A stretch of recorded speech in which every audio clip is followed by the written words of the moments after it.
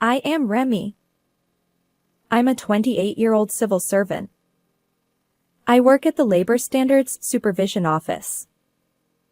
Every day, I receive various consultations and visit different companies for investigations, leading to busy days.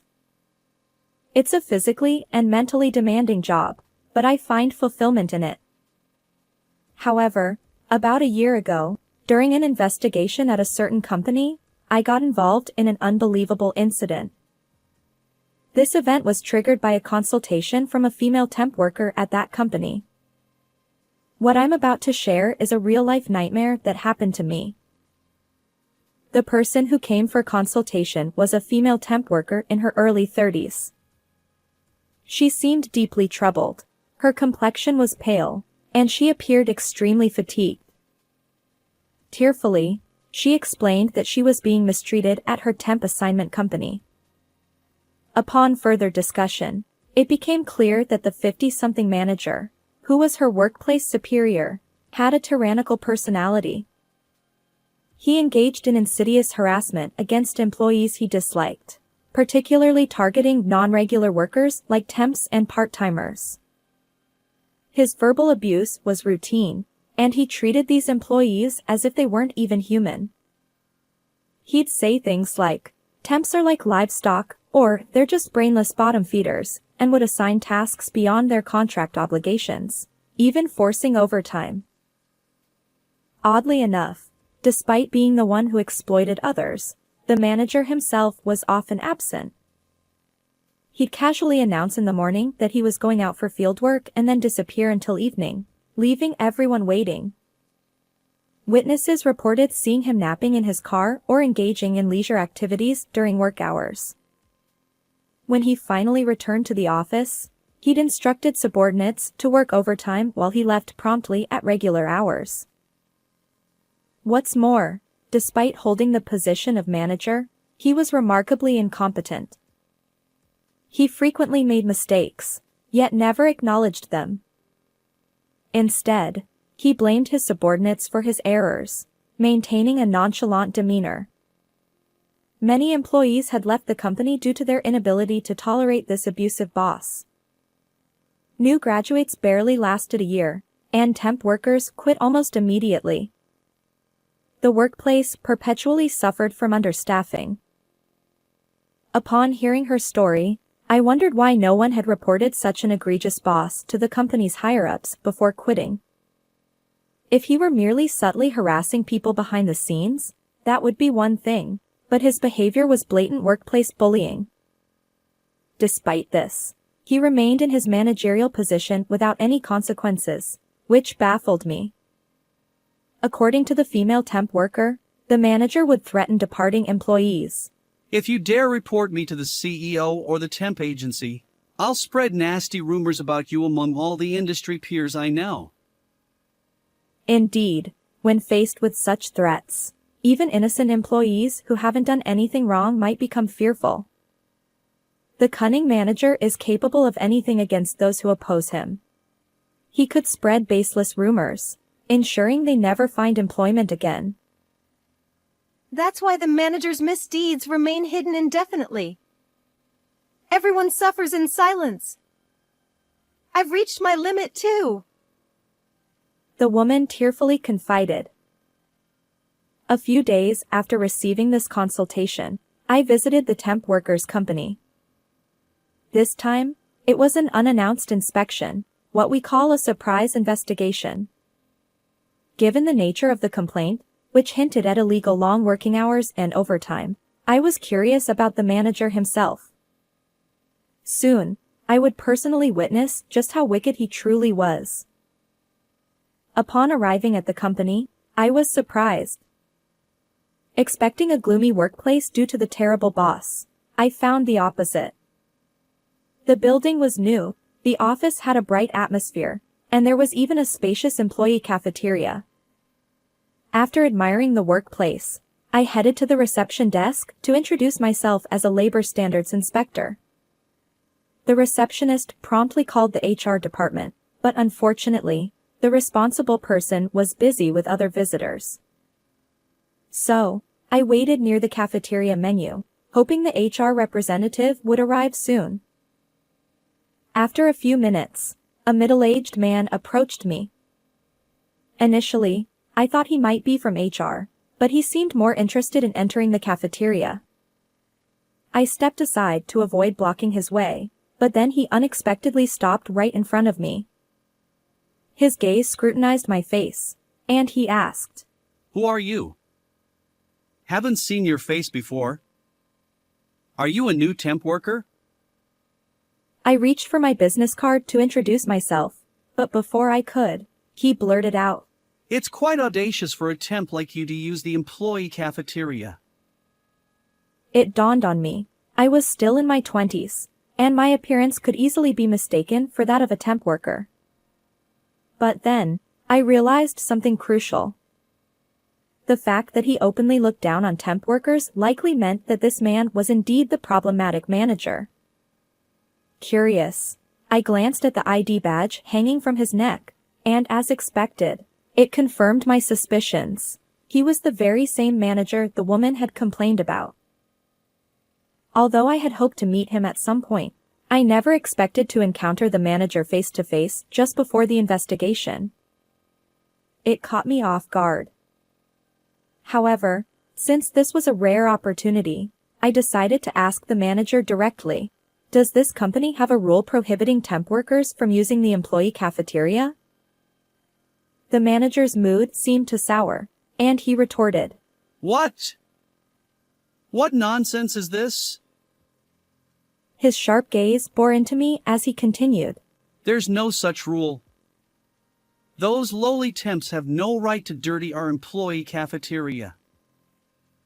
Then, unexpectedly, he snatched a bowl of soup from an employee who was dining near the cafeteria entrance and hurled it at me.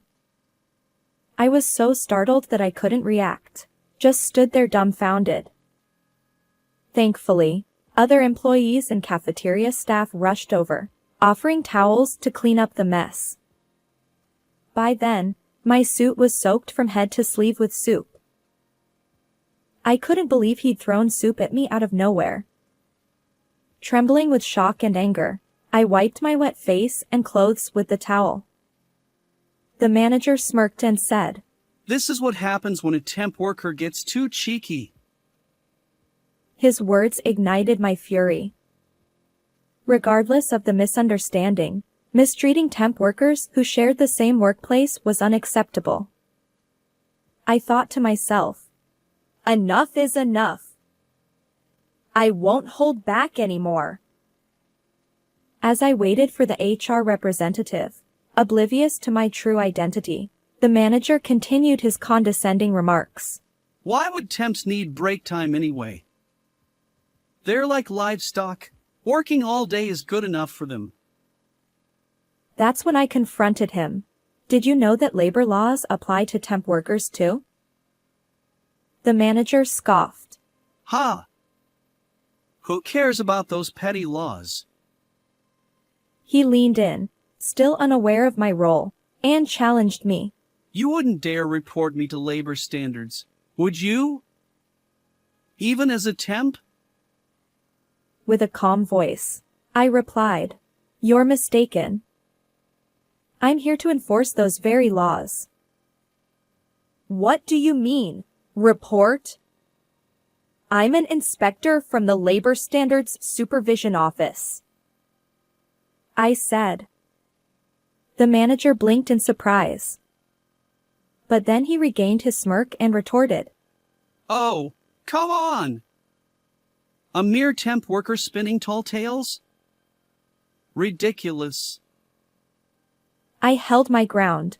No, I'm not a temp. I'm a labor standards inspector.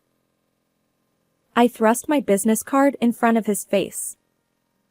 The manager's expression turned ashen. Just then, the HR representative rushed over. Sorry for the delay. The manager stammered, seemingly at a loss for words.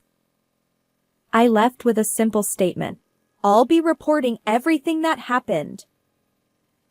Guided by the HR staff, I finally entered the conference room and began my investigation.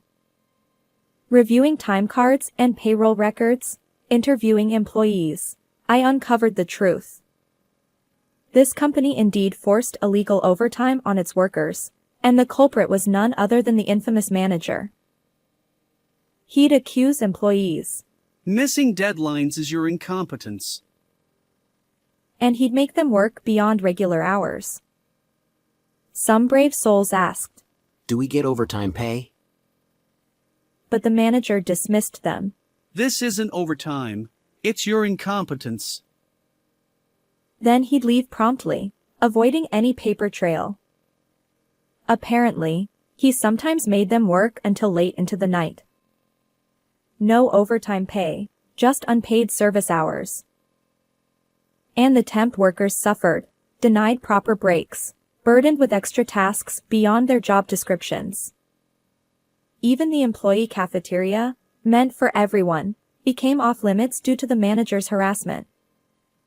So, they ate at their desks, interrupted by the manager's relentless demands. Of course, the temps grumbled about the manager's behavior, but he'd threaten. Cross me, and I'll terminate your contract. Most quit voluntarily, unable to bear it. And the most absurd part? The company's top executive, the president, was blissfully unaware. The news that someone from the Labor Standards Supervision Office was coming must have caused quite a stir. The president joined the meeting midway, allowing me to hear the conversation directly.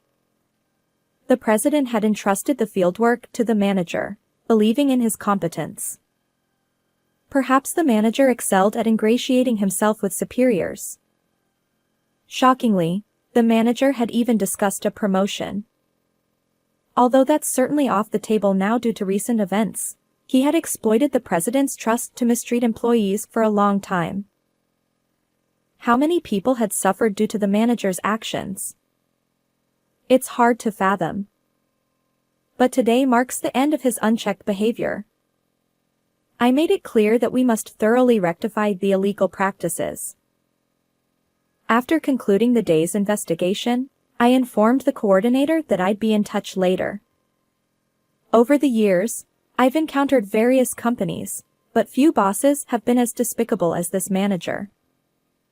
With a sigh, I headed toward the company entrance. However, just as I approached the automatic doors, something unexpected happened. The manager, drenched in sweat, chased after me. I had no desire to see his face again, but he blocked my way, insisting. My sincere apologies for earlier. I stepped back, and other employees glanced our way. The manager continued, unfazed. I had no idea you were from the Labor Standards Supervision Office. I deeply regret my rude behavior. His trembling voice and sudden change in demeanor left me dumbfounded. Only moments ago, he'd looked down on me as a temp worker.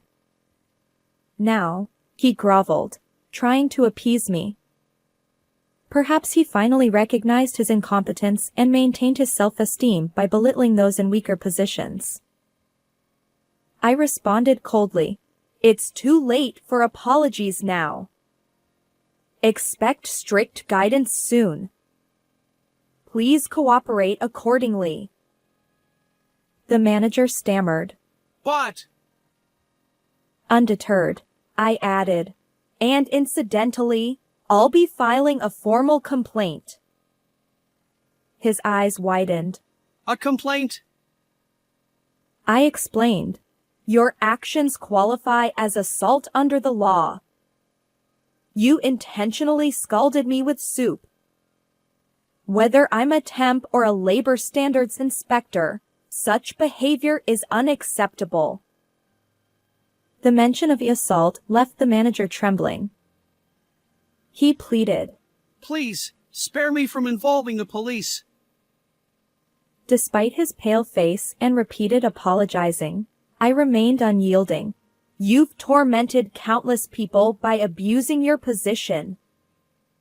Reflect on your actions and make amends. With that, I left him behind, heading out of the company. Upon returning for further investigation, I learned that the manager had already resigned.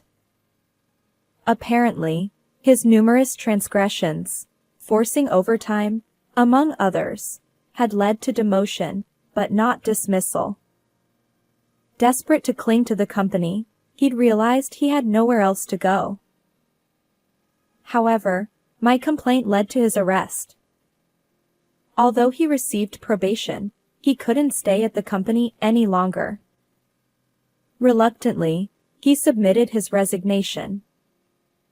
Attempting to find new employment, he faced rejection due to his age and criminal record.